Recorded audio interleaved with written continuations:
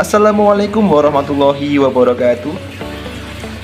Pada kesempatan kali ini, saya Muhammad Sofiuddin dan teman-teman saya, yaitu Istiharaqum Laili dan Doni Muhammad Hifari, akan mempresentasikan tafsir Syiah Imamiyah Al-Qumi.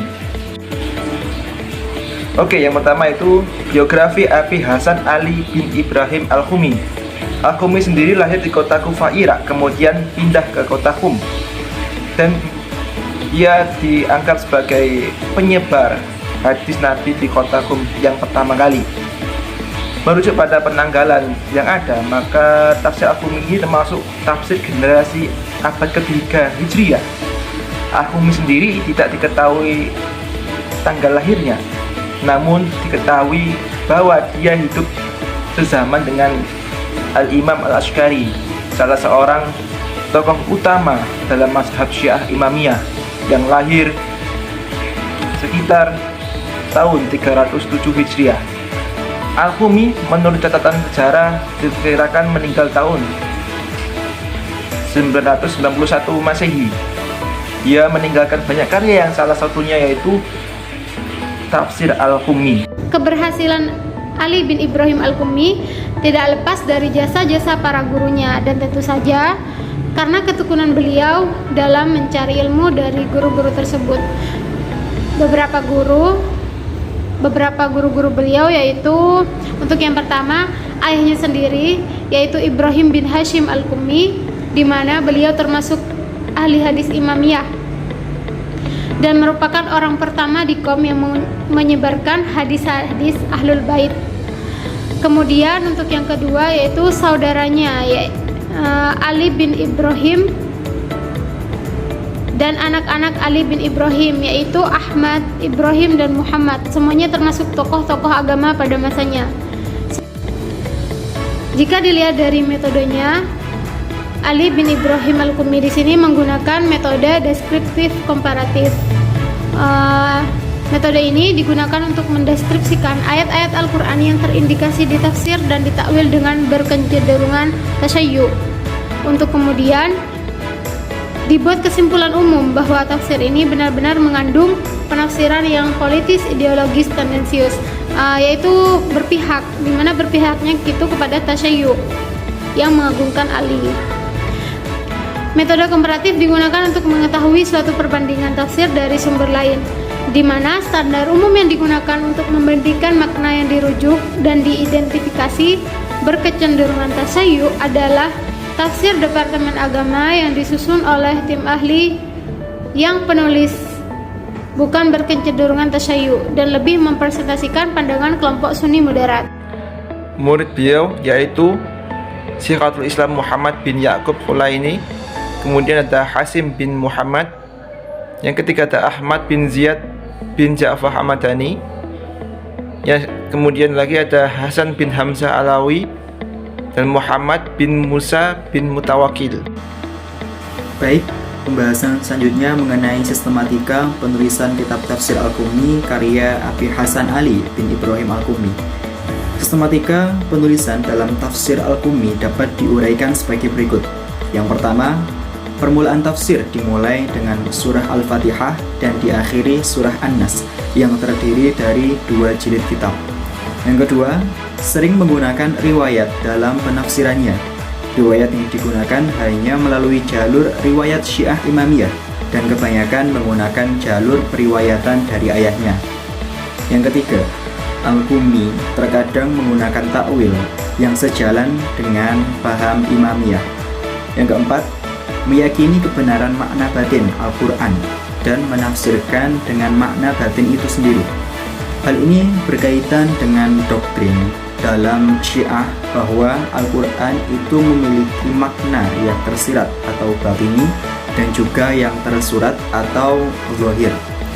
Seperti riwayat yang disebutkan oleh Al-Qumi mengenai perkataan Imam Ali bahwa di dalam Al-Quran itu terdapat ilmu yang telah lalu dan yang akan datang hingga hari kiamat.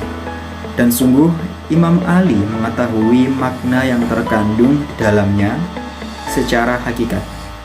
Nah, Imam Al-Qumi ini juga menjelaskan pembahasan tentang ulumul Quran seperti nasikh mansukh, kemudian huruf muqatta'ah, muhkam mutasyabih, dan lain sebagainya. Yang kelima, cenderung membela imamah dan wilayah, menguraikan keutamaan-keutamaan Ahlul Bait dan mencela musuh-musuhnya dalam ayat yang sedang dibahas.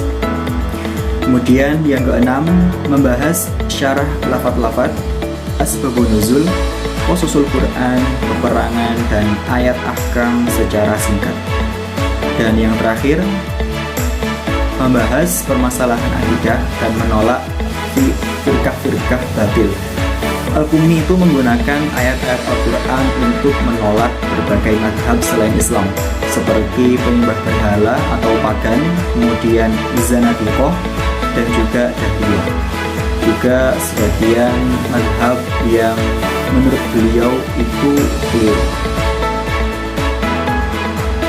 Contoh penafsiran yaitu pada surah Al-Baqarah 256 sebagai contoh, yaitu Bismillahirrahmanirrahim, la ikraha fid-din, qad tabayyana rusydu minal ghayy, faman yakfur bit-taghuti wa yu'min billahi faqad istamsaka bil 'urwatil wuthqa la infisama laha, wallahu sami'un 'alim.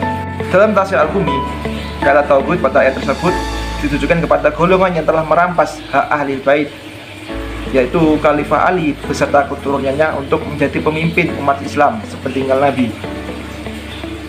Sedangkan kata Urwatul Wuthqa yang mayoritas ulama menafsirkan berpegang teguh dengan tali yang kokoh, pegangan yang kuat yang lahir dari iman yang penuh dengan kesabaran dan bukan karena paksaan.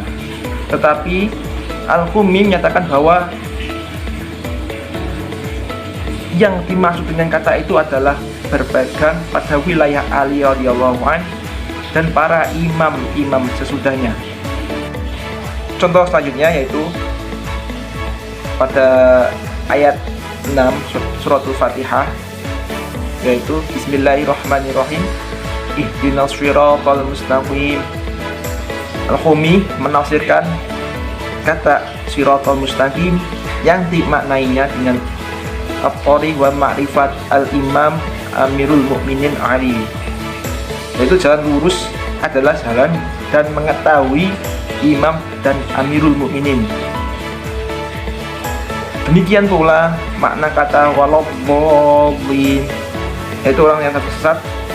Kata ini di samping dimaknai sebagai orang Nasrani juga bermakna asyaqaq waladzina la ya'rifun imam, yakni peragu dan orang yang tidak mengetahui imam. Demikian pula ketika menjelaskan tentang a'ruf muqatta'ah, yakni alif lam ra pada awal surat Al-Baqarah. Menurut tafsir ini, objek yang diajak bicara adalah Nabi dan al-imam, yaitu Ali. Terdapat banyak pandangan di antara kelebihan tafsir Al-Qumi sendiri. Salah satunya yaitu menurut Al-Jazairi. Untuk yang pertama, tafsir ini merupakan induk dan dasar pokok bagi banyak tafsir, terutama di dalam tradisi Syiah. Jadi tafsir ini lebih merujuk pada penafsiran-penafsiran Syiah, di mana penafsiran tersebut lebih mengagungkan Ali. Kedua, riwayatnya untuk sampai ke As-Shadiq merupakan untayan sanad yang pendek. Bahkan ada yang mengatakan bahwa hakikatnya tafsir ini adalah tafsir As-Shadiq. Jadi tafsirnya terpercaya. Ketiga, pengarangnya hidup pada masa Imam Al-Askari sehingga dekat dengan sumber yang otoritatif. Dan yang keempat, ayahnya yang banyak ia jadikan jalur riwayat adalah sahabat dari Imam Ar-Ridho. Jadi karena ayahnya merupakan guru pertama dari Ali bin Ibrahim ini, jadi punya referensi yang kuat karena beliau sendiri adalah sahabat dari Imam Ar-Ridho. Kelima, dalam tafsirnya ditemukan ilmu yang bermanfaat yang mengungkapkan keutamaan Ahlul Bait Nabi Shallallahu Alaihi Wasallam. Dan yang terakhir, dalam tafsirnya terdapat penjelasan tentang Al-Quran yang maknanya tidak dapat dipahami kecuali dengan bantuan petunjuk dari Ahlul Bait Nabi Shallallahu